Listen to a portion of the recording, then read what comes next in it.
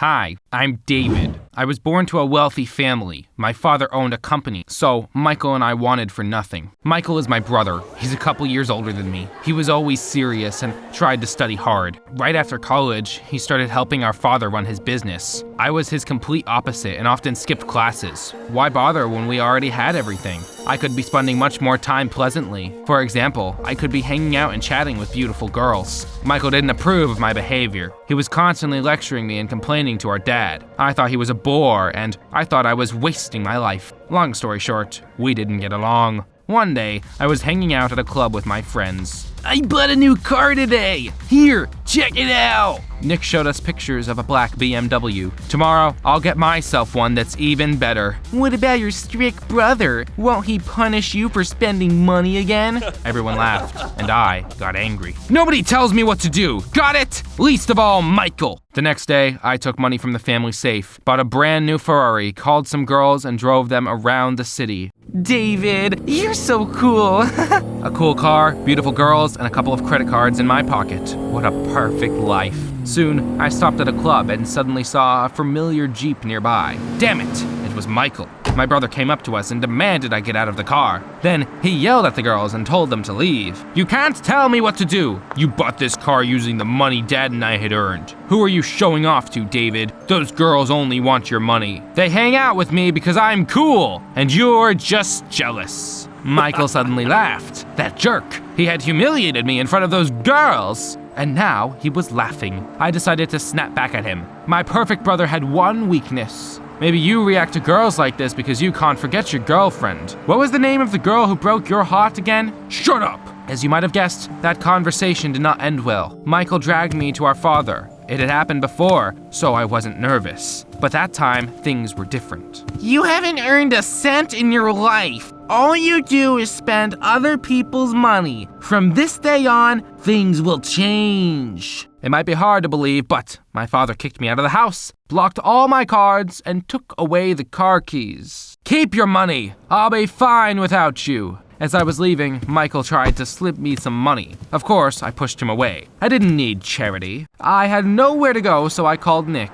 Can I stay at your place? My friend said yes, and I came over. Nick's family was rich too. His parents owned a chain of car shops. I basically just moved from one beautiful house to another. Nick was always at some business courses, and I was lying in a room and playing video games. He sympathized with me and lent me some money. So I didn't try to save up for anything. In the evenings, I hung out in clubs as usual. One day, Nick came home and saw me leaving for a party. Back to the club? Yeah, wanna come with? You know what? I'm sick of this. You live off me and don't even try to change anything. Why don't you find a job? I didn't think you were that petty. I'm your best friend. Can't you just give me some money? That's not the point. I'm helping my parents, and even though it's summer, I'm studying. I've earned money for the car myself, and you're used to using money you haven't earned. Don't worry, I won't bother you anymore. We had a fight and I left. I had a lot of friends. I was sure I would easily find another place to stay, but that turned out harder than I thought. My friends already knew about my situation, and no one wanted to let me in.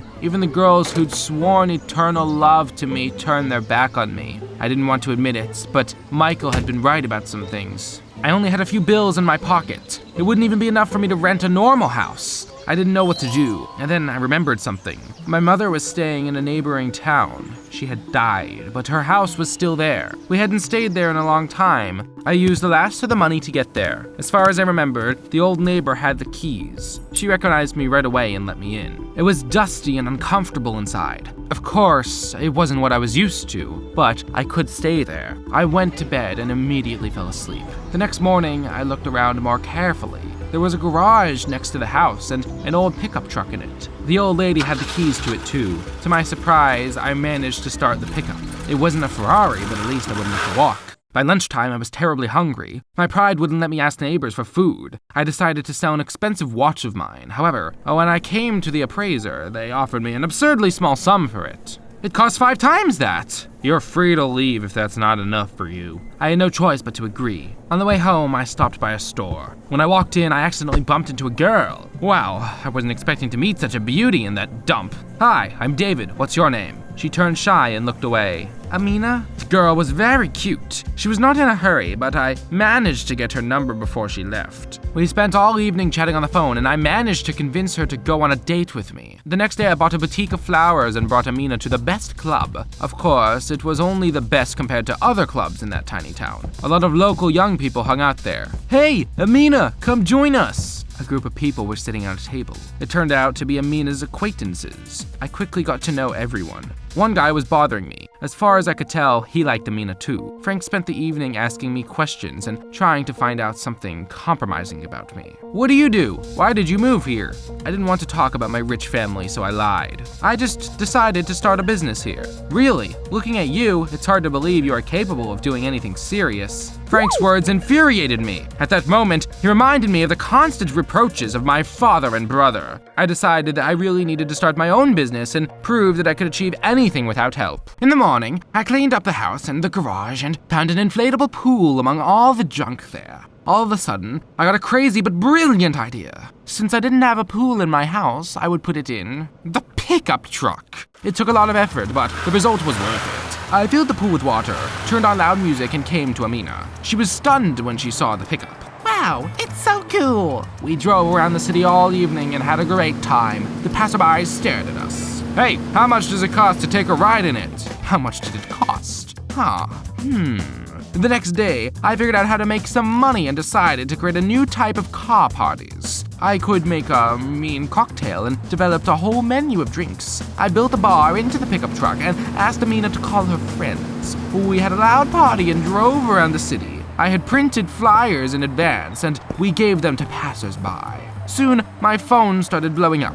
It turned out that there were a lot of people interested in having a party in the pickup truck. But I couldn't fit so many people in one car. That's when I came up with a new plan and called Nick. Listen, I overreacted last time. I'm sorry. Now, I want to start a business. Why don't you join me? I told him about my idea of car parties. Nick liked it and brought some pickups from his parents' shops. We put pools inside of them and threw a party in the country. We set up an open-air cinema and ordered snacks. It was amazing. A ton of young people were having fun in the pools and watching movies. Your ideas are awesome! This is the best party I've ever been to! I earned a decent amount of money at that party and immediately gave Nick his share. I tried to remember everything I had been taught at college and developed a whole project with Nick's help, of course. I felt poor, but, surprisingly enough, I liked such poverty. Amina supported me and helped me. It didn't take long for me to fall in love with her. She wasn't like the others. She was interested in my money, but simply believed in me. Speaking of love, it seemed like every single girl in the city had fallen in love with me. Look, this is the guy that throws cool parties. For some reason, they thought I was a romantic. One of them was particularly persistent. I think her name was Lexi. She followed me everywhere and sent me dumb heart-shaped notes. One day, she even came to my house. My friends and I are going to have a bachelorette party. Could you organize it? I should have told her no right away. That bachelorette party turned into a nightmare. Lexi spent the whole evening flirting with me. David, I really like you. More than like you. Before I knew it, she was kissing me. I opened my eyes and saw Amina nearby. She was looking right at us. Then she burst into tears and ran away. I immediately rushed after her. Please forgive me. I don't know how it happened. I only need you. Please go out with me. Amina was still angry, but let me walk her home. It was a good sign. She forgave me in a couple of days, and we became a couple. One day, we were sitting at my house. Tell me, what is it like to live in a big city? It's nothing special, just a lot of hustle and bustle and traffic jams. And who are your parents? My mom died when I was little, and my dad and I don't get along very well. I didn't like answering such questions and tried to change the subject. All of a sudden, I saw a Jeep drive up to the house through the window. A moment later, Michael got out of it. What was he doing there? Amina noticed him, too, and abruptly got up from her seat. I'll go since you have guests. I don't want to be a bother. She left so fast I didn't even have time to stop her. Soon, my brother walked into the house. You seem to be doing all right. Let's get to the point. Why did you come here? I heard rumors that you moved into Mom's house and even became famous here. I expected more from you. You wouldn't earn much for such parties. That's not real business. As usual, Michael made me angry. He was always pretending to be a cool know-it-all. I'm doing great, okay? I even found a girlfriend and she's super nice. You'll never learn. If I were you, I wouldn't trust the local girls. You should be careful. His lectures were so annoying. If that's all you wanted to say, then get lost. Michael sighed. After he left, I thought about it. I really did want to grow my business. What if we launched car parties in other cities? Nick and I discussed it and decided to try. We started a company and took out a small loan. At first, it was stressful, but soon the business started to turn a profit. I could finally give Amina expensive gifts and take her to the best restaurants. Things got better, but one day, I suddenly got a call from my father. "I've heard about your success. I am ready to take you back and give you a small position in the company." I hesitated and didn't know what to say. On one hand, I was still angry with him, but on the other, a position in the company meant a promising future. I eventually agreed and decided to work for him and kept developing my own business. I had to go home and told Amina about it. "Will you come with me?" I thought she would be happy, but for some reason Amina started crying. "What's wrong? Did I say something wrong?" No, but it's about your brother. We used to date. He probably told you about it. Well, let me tell you my side of the story. I didn't do anything wrong. He was always mean to me. He kept pointing out that I was poor and not his equal. I was shocked. Amina was the girl my brother was still mad at? Knowing Michael, I immediately believed she was innocent. In the end, I convinced Amina to come with me. We came to a family dinner together. I wanted to work things out, but I underestimated Michael. When he saw her, he turned red with anger. "You again? What is she doing here? Throw her out!" I started shaking with anger. "Don't you dare talk to her like that. Dad, why aren't you saying anything?" Father took Michael's side. "Either you break up with her, or you can forget about the family business." I was furious. I took the trembling Amina by the hand and we left. Why did my brother always have to ruin my life? I'm sorry that you argued with your family because of me. It's not your fault. Don't worry about it. It's all Michael.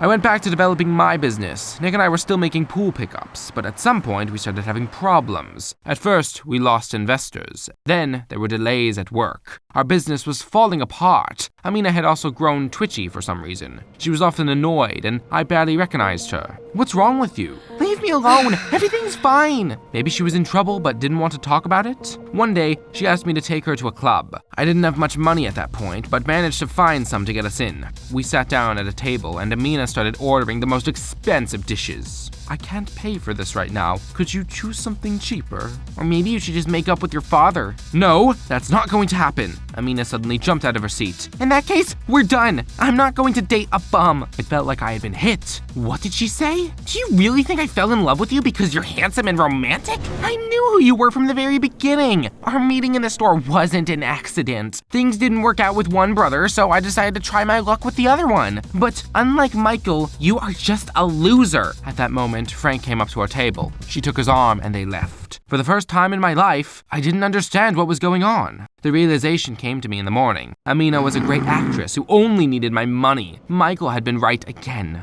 I had nothing left. No girlfriend, no business, just a pickup truck with a pool in it. I was lying on the couch and staring at the ceiling when I heard the front door slam shut. An excited Nick came into the room and handed me some reports. "You won't believe what I found out. I asked my parents about their connections and found out that your father had helped our project. He had found sponsors and even invested some money himself. It was only thanks to him that things had worked out. But recently, he had stopped helping, so our business had collapsed. Heck, what had my father done? He had kicked me out of the house and left me with no money." I swallowed my pride and went to see him again. I was sure he wouldn't want to meet me, but my father immediately agreed to talk. "I know you helped my business. Why? I've always known you were talented. You simply weren't motivated enough. I took away everything from you so that you would try to make something of yourself. And then I made you believe in yourself. But in the end, everything fell apart. It seems I can't do anything for myself after all. You did very well for the first time. You just need to study some more." We made up and I spent the rest of the holidays working for Dad's companies and gaining experience. I didn't talk to Michael for a long time, but one day we ran into each other at work.